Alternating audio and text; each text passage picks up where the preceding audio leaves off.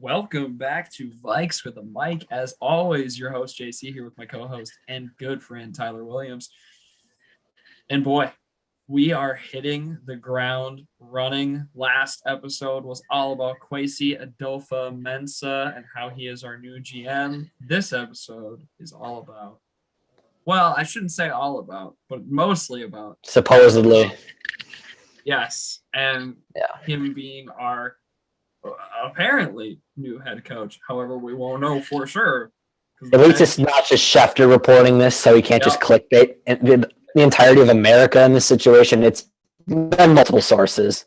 Tom Pelissero. That's a great point. But we don't know anything for sure.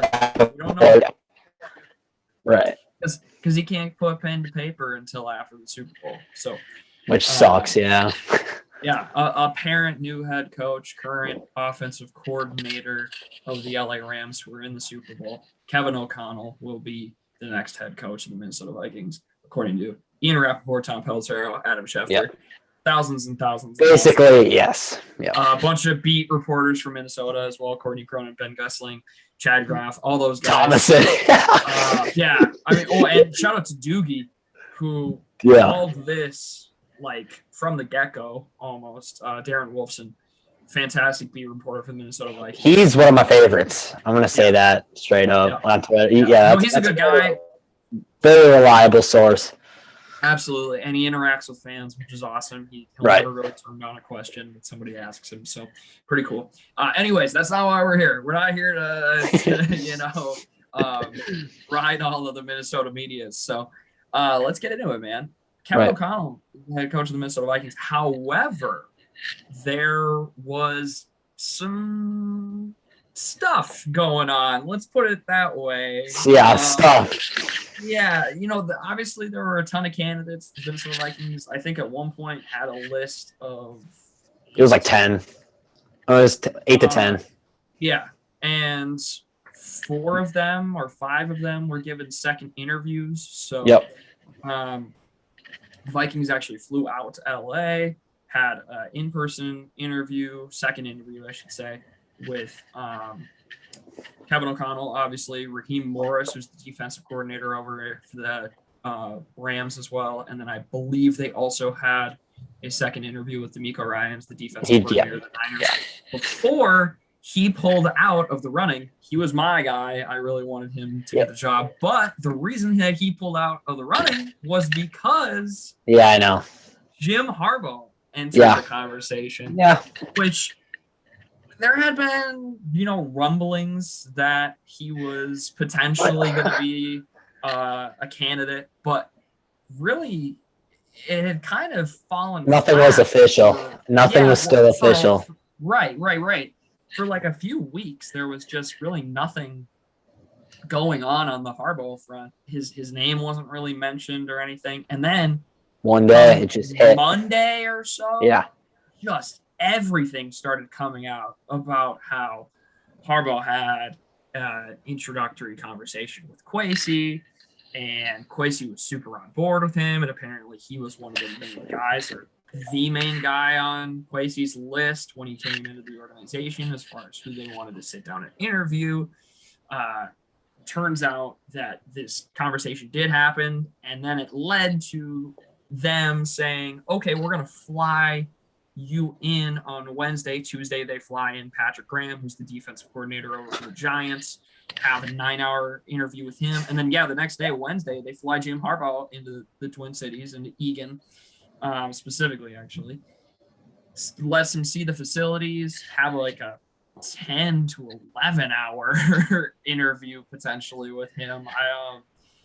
And then nothing happens. No.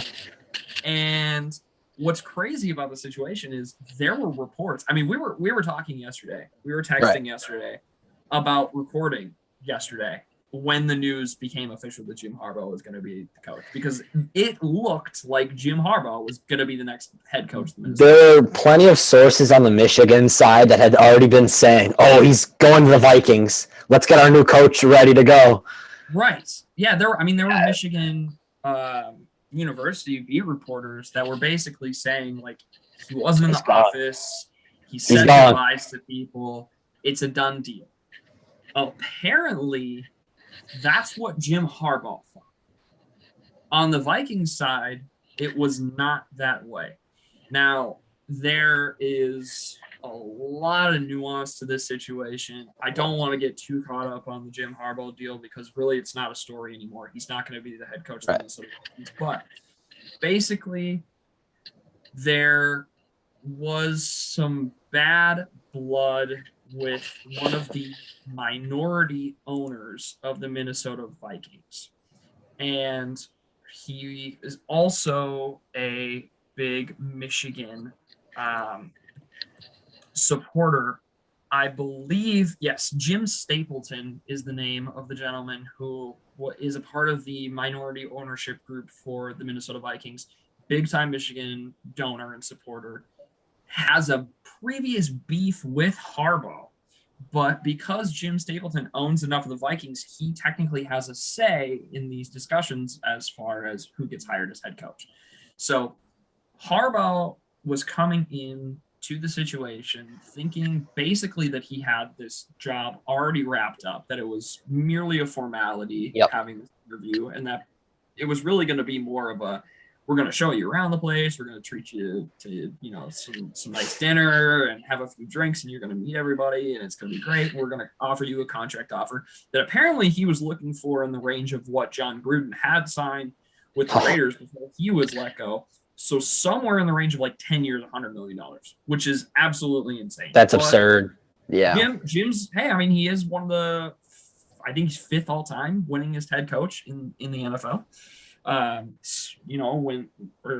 think it's given 4 seasons or something. So that's pretty, I mean, a lot of people were excited.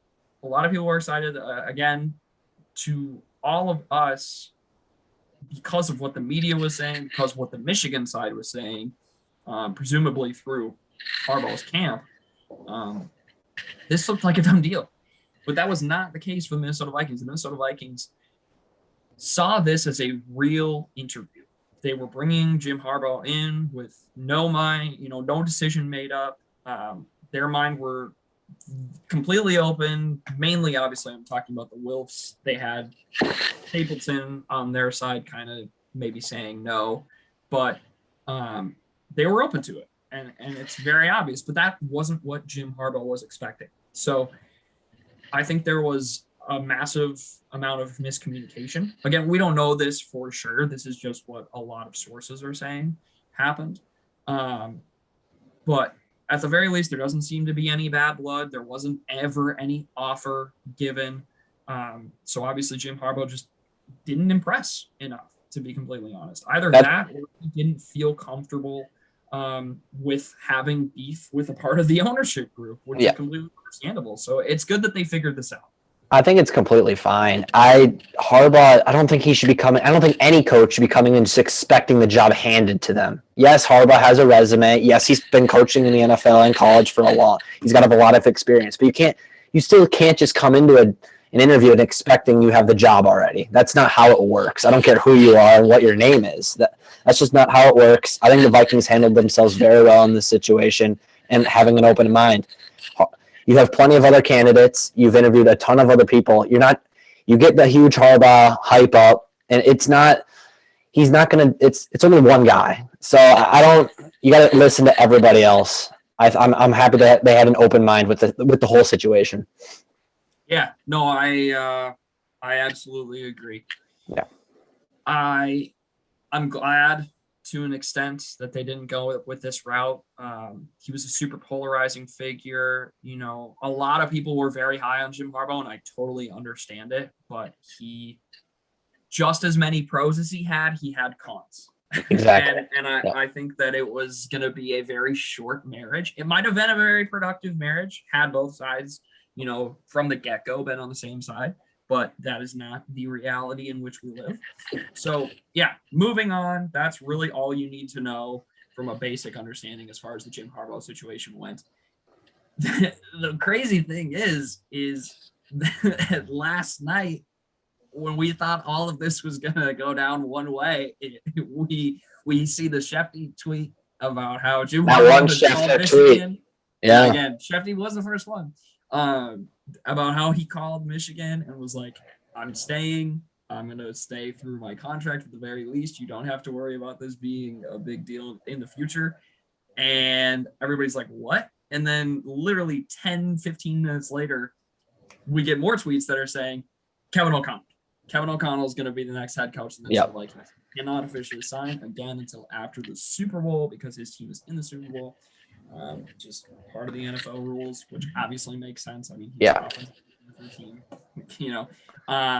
But yes, Kevin O'Connell, next head coach of the Minnesota Vikings. Just to end this discussion, I still have a very sour taste in my mouth for Adam Schefter in certain ways, and it happened last year and it's happened this year twice. So let's just put it that way.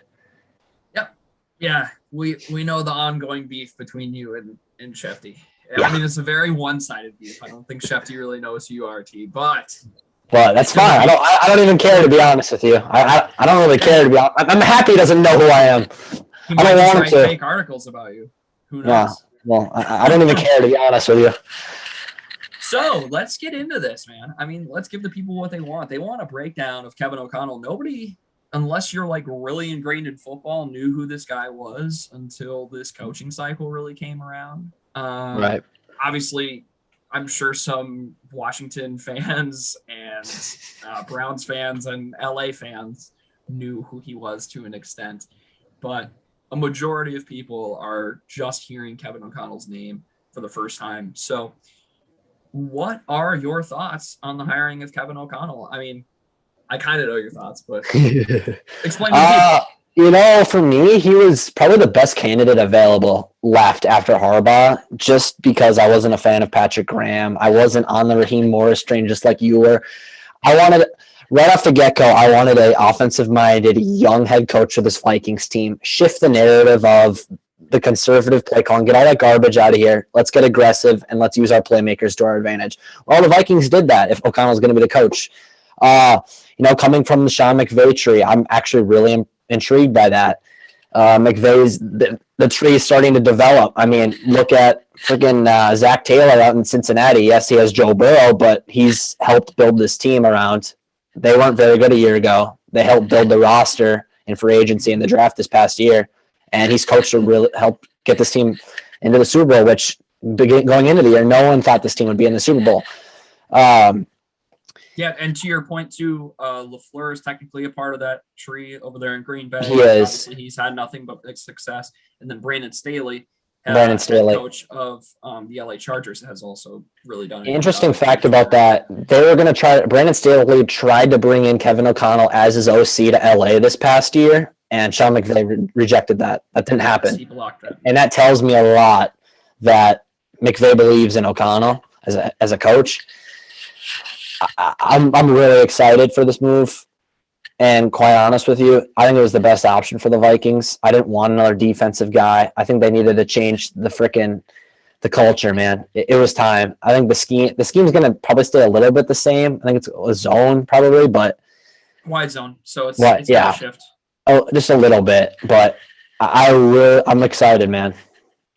I don't really know how else to put it, to be honest with you. No, and that's fine. So, yeah, I think you broke down quite a few of the positives of Kevin O'Connell.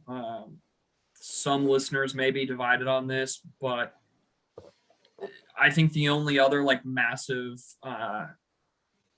pros that you might have missed there is the fact that, again, just how young he is. He's 36. Young, yeah. And the part of his duty in LA as offensive coordinator was developing plays and schemes against teams.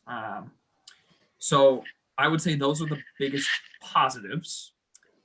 And now I'm going to talk about why I'm not the biggest fan of this hire.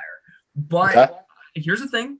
I obviously am now a fan of Kevin O'Connell. I wish him nothing but the best. I hope that he takes us to the promised land. And I want him to prove me wrong. But this man is just too green for me. Okay. He is, I mean, he's only been in the league I mean, as a player, he retired after 2012. 2012, yeah. He has only been in the league since 2015 with the Cleveland Browns as quarterbacks coach. Then he went to the Niners with special projects there, quarterbacks coach for the Commanders. Then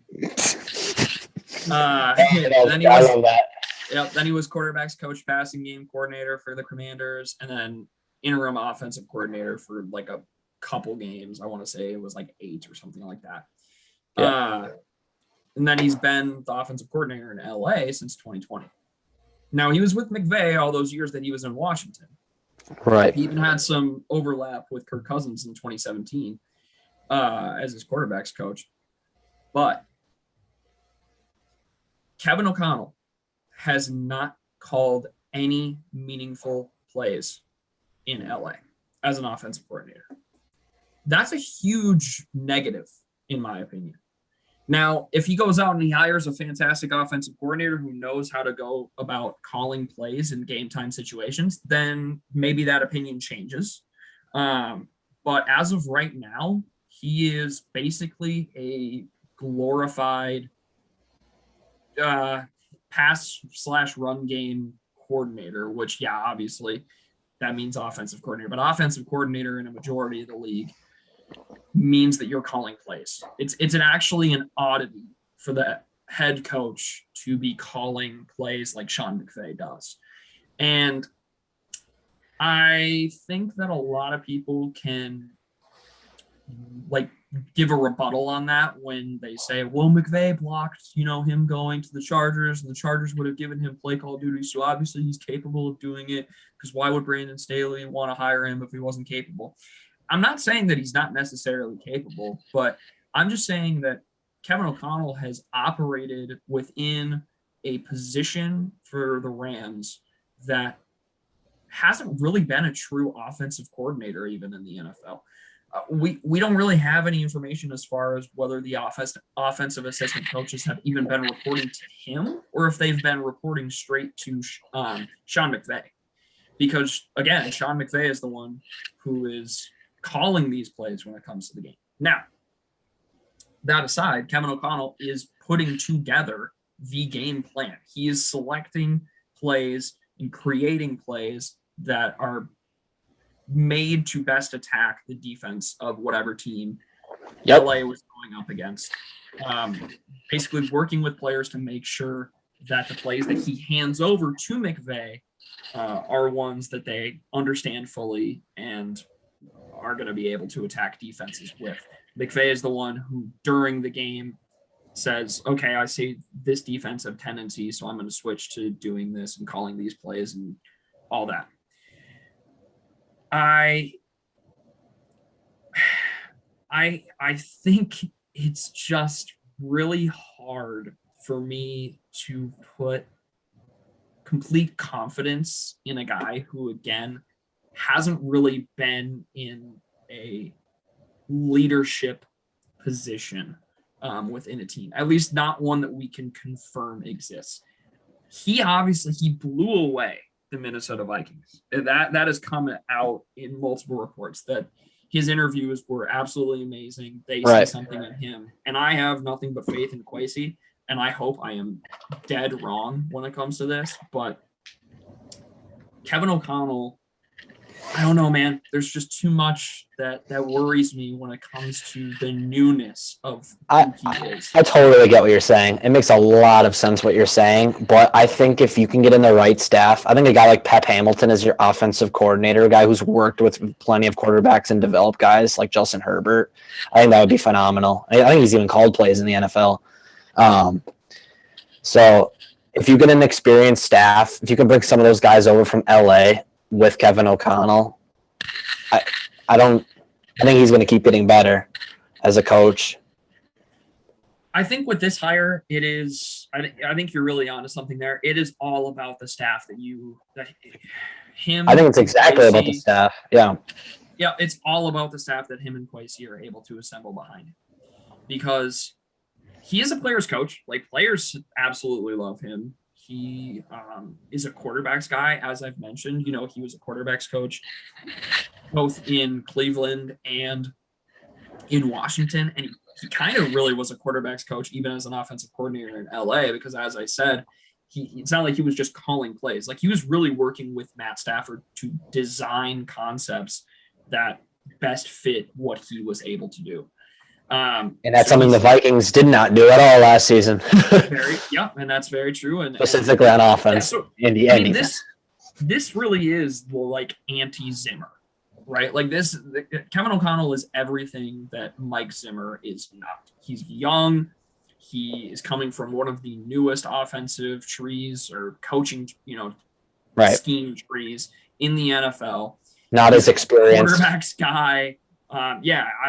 Right. He's young. Yeah. He doesn't have really any experience. Complete opposite of Mike Zimmer.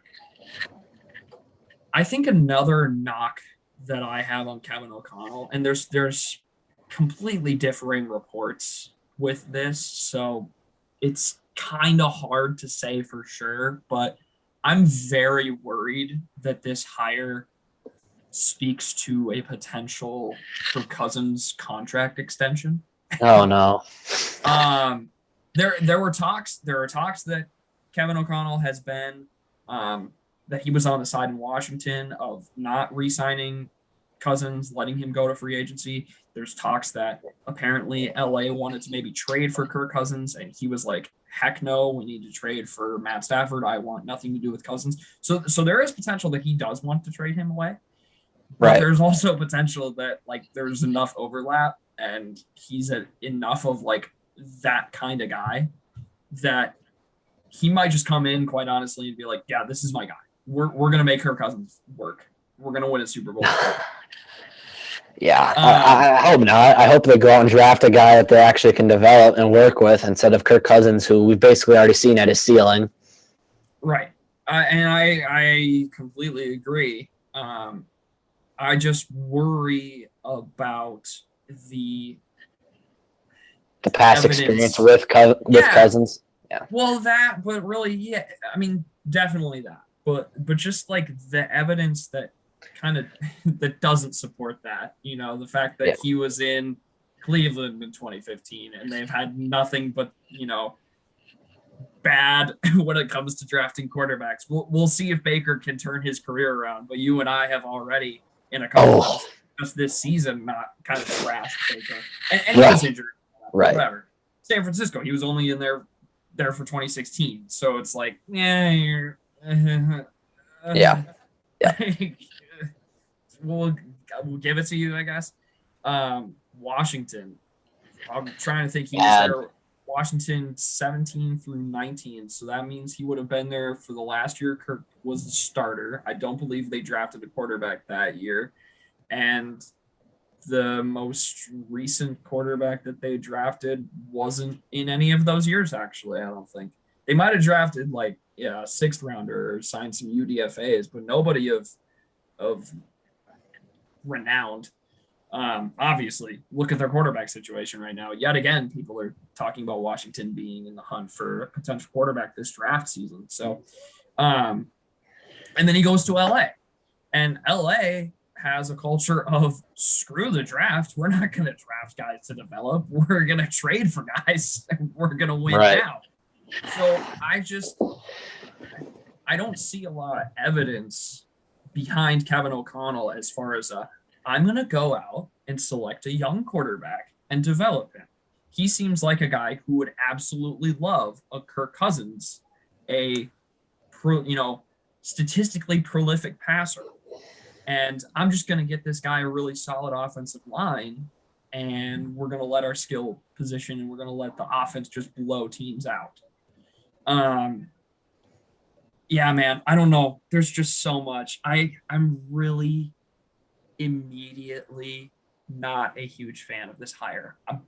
But again, like I am doing nothing but rooting for him from this moment forward. Like I hope he's able to bring in a really solid defensive staff, and because that's honestly where I think we need the most fixing. Like I think this team I think Vic Fangio or Wade Phillips are perfect hires for defensive coordinator.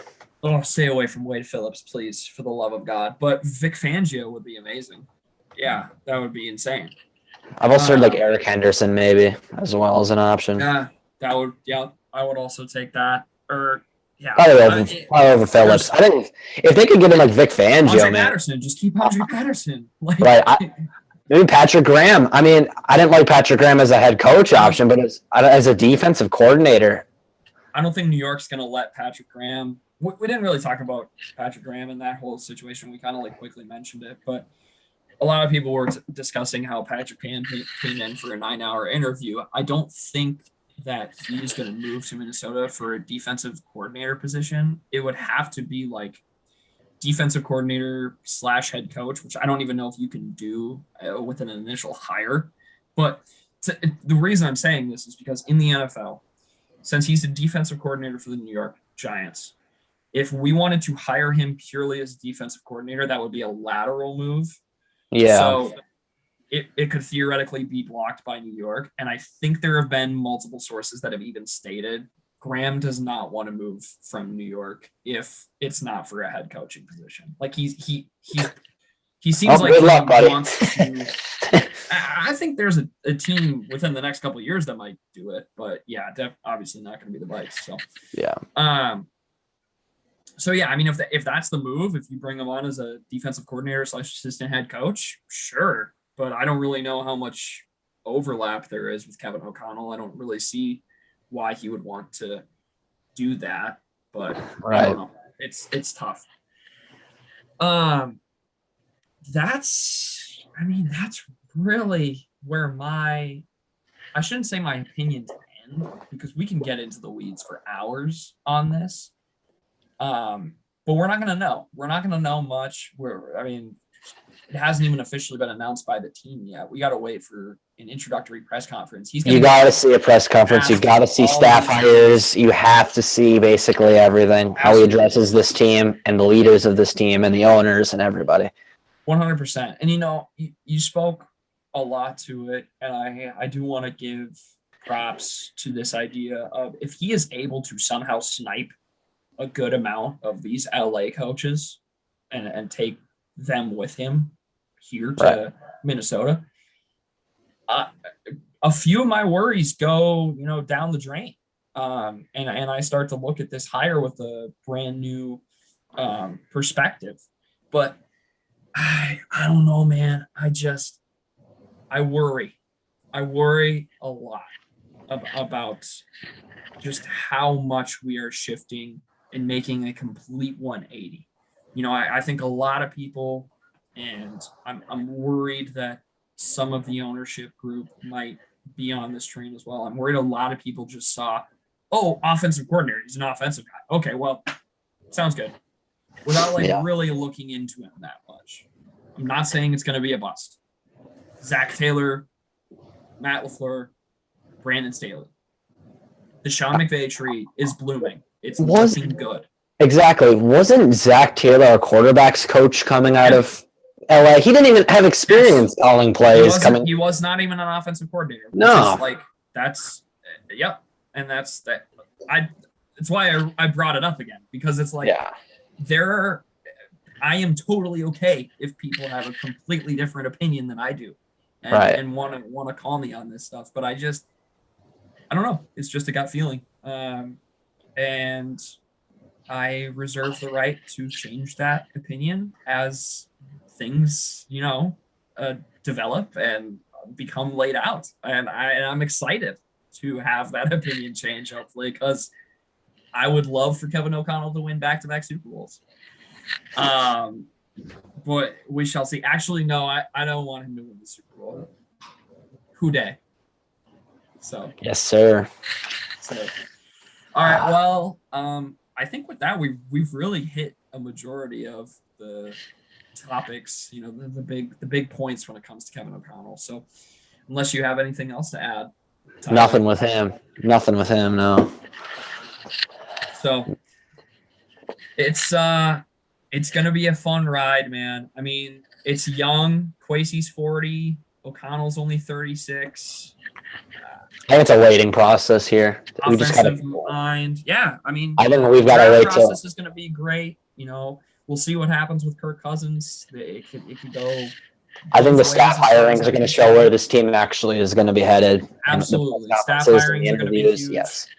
Ryan Ficken leaving today. Clint Kubiak leaving. So Oh, yes, sir. Let's throw a party right now. Oh, my God. I'm sorry, Clint, if you're watching this, but I'm celebrating as we speak. I think the majority of Vikings fans are celebrating with that. Yeah. Oh, for sure. He wasn't going to stay with Kevin, obviously. But Phil Rouser going to Buffalo, probably. Those are three guys. And I mean, two out of those three, I think, did a really solid job. Ryan Ficken did a great job.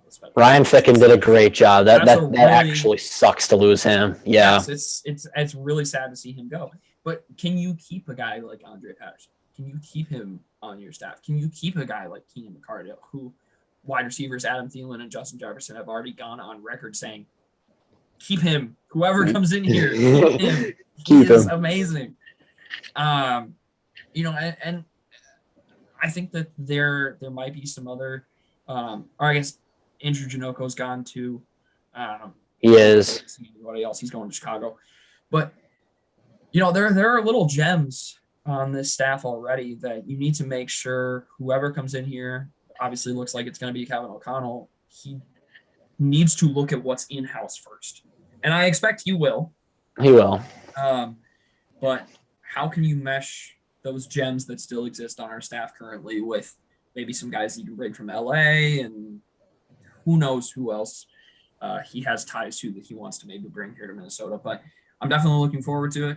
Like I said, hope he changes my mind. He can do it very quick, as we've already stated. He can do it very quick. Depending on the staff that he hires, I think he can seriously change my mind within a matter of days. So we shall see. I wish him nothing but the best. I'm super excited about it. Yeah, man. I'm happy. I'm mostly happy. I'm just glad there's a new era of Minnesota Vikings. Right. That's the number one. That is exactly the biggest thing, man. Get this old Vikings-esque garbage out of here, man. It's time to move on. 100%. Cool. All right. Well, anything else to add then, Tyler? All I gotta say is who day, man. Let's go Bengals. 2 weeks. Yeah. For sure. Yeah, and everybody make sure you tune in to the Pro Bowl as well. Vikings got a couple Pro Bowl players this year. Pretty cool. We got JJ, Brian O'Neill, and Kirk Cousins. Harry, I believe, too, right? Yeah. Kirk Cousins, the Aaron Rodgers replacement. Yeah, right. Kirk Cousins taking over for Aaron Rodgers. So that'll be fun. Get to see those guys play one more time this year, and then hopefully JJ versus Stephon Diggs in the catching competition. God. That's gonna be crazy. That's hilarious. Why did the NFL know that? Like, that's just something that they would do. Like, it's I love it. Let's get more clicks, guys. Let's get more viewers. I mean, I gotta respect it. I gotta respect it. But like, wow. I saw a great tweet. I can't remember who actually said it, but it was something along the lines of the winner of this is going to be the people that stay off Twitter when this is happening. Yeah. And it's like, yeah, that on. Like, it's going to be a war zone between Bills fans and Vikings fans, no matter the outcome.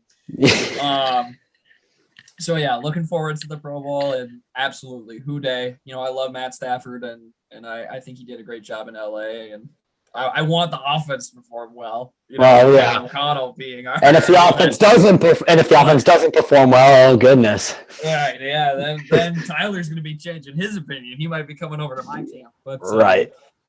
We shall see. Yeah, but I mean, Joey Burrow, friend of the show. Yeah, I mean, there's not a debate who I'm cheering for here. The Bengals are going to win the Super Bowl. People, put your money on it. Yeah, it's pretty obvious, So. All right. Well, with that, we thank you so much for listening to another episode of Vikes and the Mic. We'll be back. I honestly have no idea when. I assume it's probably going to be after the Super Bowl, right? When Kevin's had his introductory press conference, and who knows how quick his staff and building that staff is going to be coming out. All those reports, but we will be there when it does start happening, and then it's going to be a fun time. We'll get into the offseason. We'll get into the draft. We'll get into free agency. yeah, cannot wait. So make sure you are looking out. Follow us on Twitter.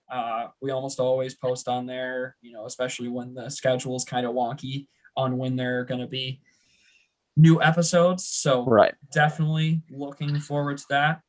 But thank you all so much for listening. Make sure that if you're watching on YouTube, you subscribe, you hit that like button and comments. We love the interactions with you guys. We want to make sure that we're putting out content that you guys want to see. If you haven't already, make sure you support the podcast in any way, shape, or form that you can. Check out our website, www.vikesandmike.com. All our previous episodes are archived there, and you can watch them. So if you missed anything that we mentioned in this episode, you can go back and see what we were referencing. But we will see you when we see you. Very excited about the new head coach, Kevin O'Connell. Hope that JC, am proved very wrong and that Tyler's proved very right, because these two got to take us to the promised land, man. Kwesi and Kevin. KK. It's time, man. KK, Minnesota, Kirill Kaprizov. That's a good sign, maybe. We'll see. But it's K and K. K and K. All right. Thank you all so much for listening. We'll see you later. And as always, Skol.